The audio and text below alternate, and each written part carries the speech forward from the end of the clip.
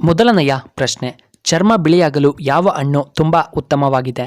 A papaya ಹಣ್ಣು, B orange, C apple, D sapota ಹಣ್ಣು.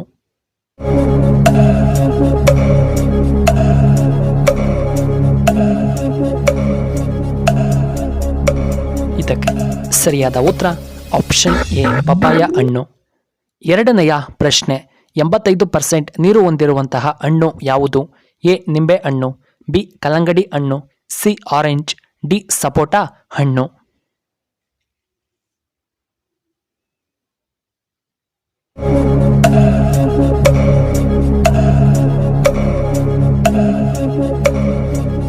ಇದಕ್ಕೆ ಸರಿಯಾದ ಉತ್ತರ ಆಪ್ಷನ್ ಸಿ ಆರೆಂಜ್.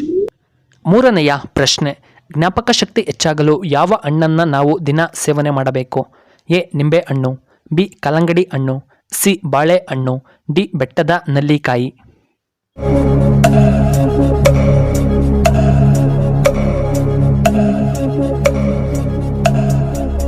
ಇದಕ್ಕೆ ಸರಿಯಾದ ಉತ್ತರ ಆಪ್ಷನ್ ಡಿ ಬೆಟ್ಟದ ನೆಲ್ಲಿಕಾಯಿ.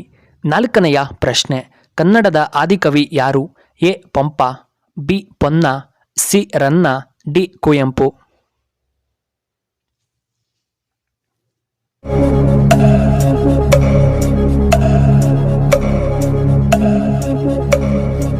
ಇದಕ್ಕೆ ಸರಿಯಾದ ಉತ್ತರ ಆಪ್ಷನ್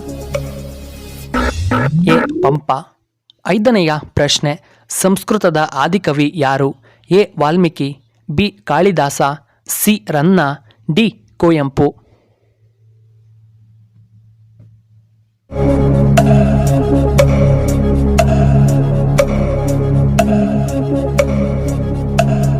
ಇದಕ್ಕೆ ಸರಿಯಾದ ಉತ್ತರ ಆಪ್ಷನ್ ಬಿ ಕವಿರತ್ನ ಕಾಳಿದಾಸ. ಆರನೆಯ ಪ್ರಶ್ನೆ, ವೇದಗಳು ಎಷ್ಟು ವಿಧ? ಎ 4 ವಿಧ, ಬಿ 5 ವಿಧ, ಸಿ 3 ವಿಧ, ಡಿ 2 ವಿಧಗಳು.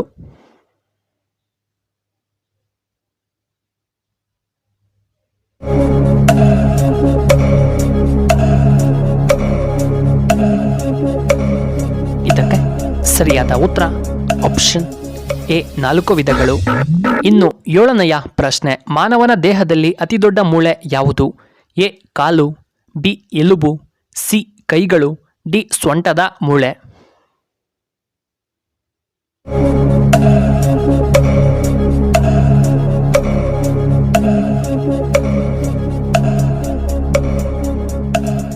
ಇದಕ್ಕೆ ಸರಿಯಾದ ಉತ್ತರ ಆಪ್ಷನ್ ಬಿ ಎಲುಬು. ಎಂಟನೆಯ ಪ್ರಶ್ನೆ, ಯಾವ ಜಿಲ್ಲೆಯಲ್ಲಿ ಅತಿ ಹೆಚ್ಚು ದ್ರಾಕ್ಷಿ ಬೆಳೆಯನ್ನು ಬೆಳೆಯುತ್ತಾರೆ? A Kolar, B Chikkaballapur, C Shivamogga, D Vijayapura.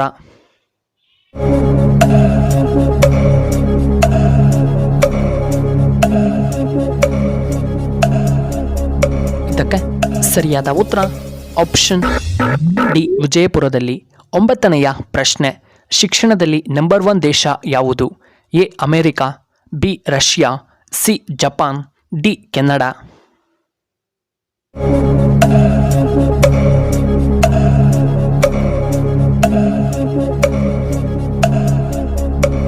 ಇದಕ್ಕೆ ಸರಿಯಾದ ಉತ್ತರ ಆಪ್ಷನ್ ಡಿ ಕೆನಡಾ ದೇಶ. ಹತ್ತನೆಯ ಪ್ರಶ್ನೆ, ಬಾಳೆಹಣ್ಣನ್ನು ತಿನ್ನುವುದರಿಂದ ಏನು ಉಪಯೋಗ?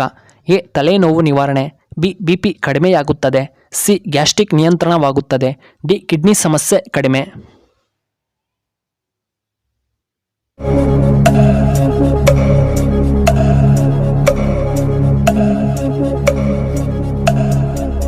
ಇದಕ್ಕೆ ಸರಿಯಾದ ಉತ್ತರ ಆಪ್ಷನ್ ಎ ತಲೆನೋವು ಕಡಿಮೆಯಾಗುತ್ತದೆ.